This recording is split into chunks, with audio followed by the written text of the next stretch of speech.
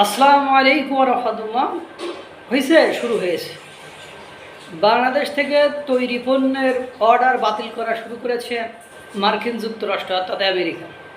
Donald Trump শুল্ক আরোপের পরে এই ঘটনা শুরু হয়েছে।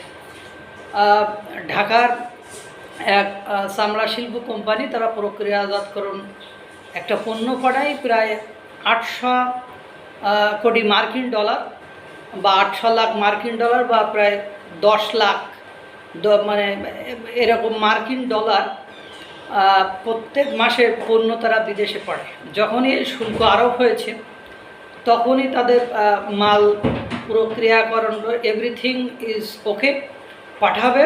এই সময় আমেরিকার যে কোম্পানি এই মালগুলো কিনেছে তারা বলেছে পণ্য পাঠানোর দরকার নেই, যে অতিরিক্ত ভ্যাট বসানো হয়েছে বা শুল্ক বসানো হয়েছে, এই শুল্ক ছাড় দিয়ে তারপরে পণ্য পাঠাতে হবে। কিন্তু এটা করলে তো এই এদিকের যে কোম্পানি পাঠাবে তারা লুজার হয়ে যাবে। সুতরাং অর্ডার বাতিল হওয়া শুরু হয়েছে। এটা নিয়ে এই বাংলাদেশের এই চামড়া যে শিল্প প্রক্রিয়াজাতকরণ কোম্পানি এরা খুব হতাশ। এটা গেল। তারপরে আপনারা দেখেছেন যে শিক্ষার্থীদের কিভাবে ওদেশ থেকে বাংলাদেশে পাঠিয়ে দিচ্ছে, ভিসা বাতিল করতেছে। তারপরে আজকে আবার দেখেন ইসরায়েল বিরোধী যে মানে মিছিল করা হয়েছে, সেখানে আবার মার্কিন দূতাবাসের সামনে যে বিক্ষোভ মিছিল করা হয়েছে। পাশাপাশি দূতাবাস থেকে মার্কিন দূতাবাস বাংলাদেশের যে হাইকমিশন সেখান থেকে সতর্কতা জারি করা হয়েছে নাগরিকদের, বাংলাদেশের ক্ষেত্রে সতর্কতা জারি করা হয়েছে এবং সেখান থেকে বলা হয়েছে আজকে দুপুরের পরে আর কর্মকাণ্ড বা কার্যক্রম চালানো হবে না।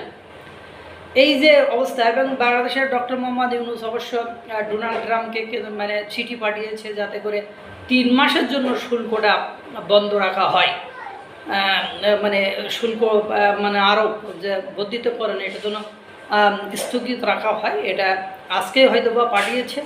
কিন্তু এর মধ্যে দেখেন আপনারা কী হলে শুধু একটা কোম্পানির কথা আপনাদেরকে বললাম, আরও একাধিক কোম্পানির এই একই অবস্থা হয়ে গিয়েছে। অর্থাৎ বাংলাদেশের যে ওই যে কোম্পানির কথা বললাম ওই কোম্পানিটা ওর 90% মানে 100 ভাগের মধ্যে 90 ভাগ ব্যবসা করে আমেরিকান প্রতিষ্ঠানগুলোর সাথে, মার্কিন যুক্তরাষ্ট্রের প্রতিষ্ঠানগুলোতে। তারা সবাই এই অর্ডারগুলো বাতিল করে দিয়েছে। অর্থাৎ তারা এখনও একটা বিপদের মধ্যে পড়েছে। ওই কোম্পানি হয়তো বা অদূর ভবিষ্যৎ বন্ধ হয়ে যাওয়া ছাড়া বিকল্প কোনো ওয়ে থাকবে না।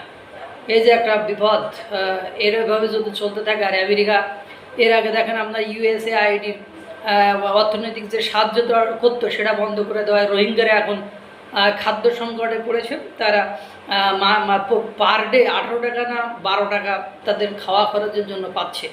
এভাবে করে USAID সংস্থা অর্থ বন্ধ করে দেওয়ার কারণে অনেক NGO সংস্থাও বন্ধ হয়ে যাচ্ছে। অর্থাৎ বাংলাদেশ যে একটা আমেরিকার কারণে যে একটা বড় বিপদের মধ্যে পড়তে যাচ্ছে সেটার অনেকটাই আভাস পাওয়া যাচ্ছে। আল্লাহ তাআলা আমাদেরকে এই বিপদ থেকে রক্ষা করুক, ভালো রাখুক, সুস্থ রাখুক। আসসালামু আলাইকুম ওয়া রাহমাতুল্লাহ।